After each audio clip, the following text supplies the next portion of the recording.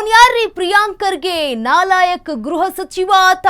ಪ್ರಿಯಾಂಕ್ ಖರ್ಗೆ ವಿರುದ್ಧ ಕಿಡಿಕಾರಿದ ವಿಜಯೇಂದ್ರ. ಬೆಂಗಳೂರಿನಲ್ಲಿ ಏನಾಗ್ತಿದೆ ಅಂತ ಮೊದಲು ನೋಡ್ರಿ. ಅವನ್ ಯಾರ್ರೀ? ಪ್ರಿಯಾಂಕ್ ಖರ್ಗೆ ನಾಲಾಯಕ್ ಗೃಹ ಸಚಿವ ಆತ. ಕಿಡಿಕಾರಿದ್ದಾರೆ ವಿಜಯೇಂದ್ರ. ಪ್ರಿಯಾಂಕ್ ಖರ್ಗೆ ವಿರುದ್ಧ ಕಿಡಿಕಾರಿದ ವಿಜಯೇಂದ್ರ. ಬೆಂಗಳೂರಿನಲ್ಲಿ ಏನಾಗ್ತಿದೆ ಅಂತ ಮೊದಲು ನೋಡ್ರಿ. ವಿದ್ಯಾರ್ಥಿಗಳ ಪ್ರತಿಭಟನೆ ದುರುಪಯೋಗ ಪಡೆದುಕೊಳ್ಳೋದು ಒಳ್ಳೆಯದಲ್ಲ.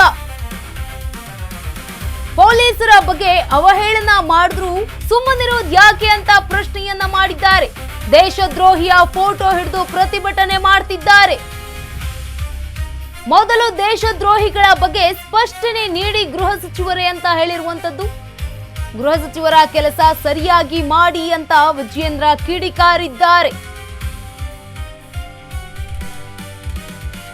ಅವನ್ ಯಾರ್ರೀ? ಪ್ರಿಯಾಂಕ್ ಖರ್ಗೆ ಆತ ನಾಲಾಯಕ್ ಅಂತ ಹೇಳಿರುವಂತದ್ದು. ನಾಲಾಯಕ್ ಗೃಹ ಸಚಿವ ಆತ ಅಂತ ಹೇಳಿದ್ದಾರೆ.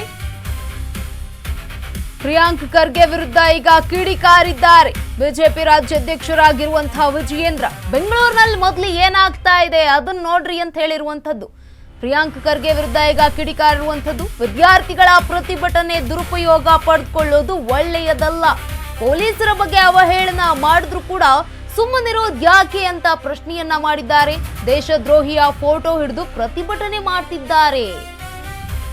ಮೊದಲು ದೇಶದ್ರೋಹಿಗಳ ಬಗ್ಗೆ ಸ್ಪಷ್ಟನೆಯನ್ನ ನೀಡಿ ಅಂತ ಗೃಹ ಸಚಿವರೇ ಅಂತ ಈಗ ಹೇಳಿರುವಂತದ್ದು. ಗೃಹ ಸಚಿವರ ಕೆಲಸ ಸರಿಯಾಗಿ ಮಾಡ್ಲಿ ಅಂತ ವಿಜಯೇಂದ್ರ ಕಿಡಿಕಾರಿದ್ದಾರೆ.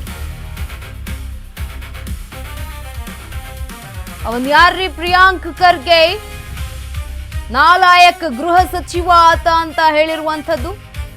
ವಿಜಯೇಂದ್ರ ಅವರು ಕಿಡಿಕಾರಿದ್ದಾರೆ ಪ್ರಿಯಾಂಕ್ ಖರ್ಗೆ ವಿರುದ್ಧ.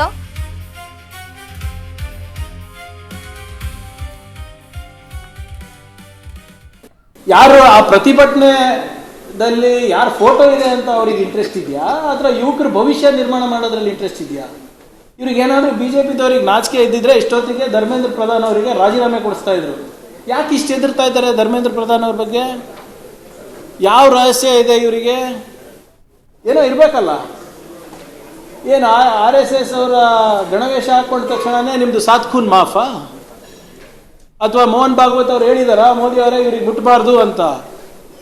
ಕೋಟ್ಯಾಂತರ ಜನ, ಲಕ್ಷಾಂತರ ಜನ ಇವತ್ತು ಬೀದಿಗಿಳಿದಿದ್ದಾರೆ ಅವ್ರ ಭವಿಷ್ಯದ ಬಗ್ಗೆ. 10 ವರ್ಷದಲ್ಲಿ 152 ಪೇಪರ್ ಲೀಕ್ ಆಗಿದೆ.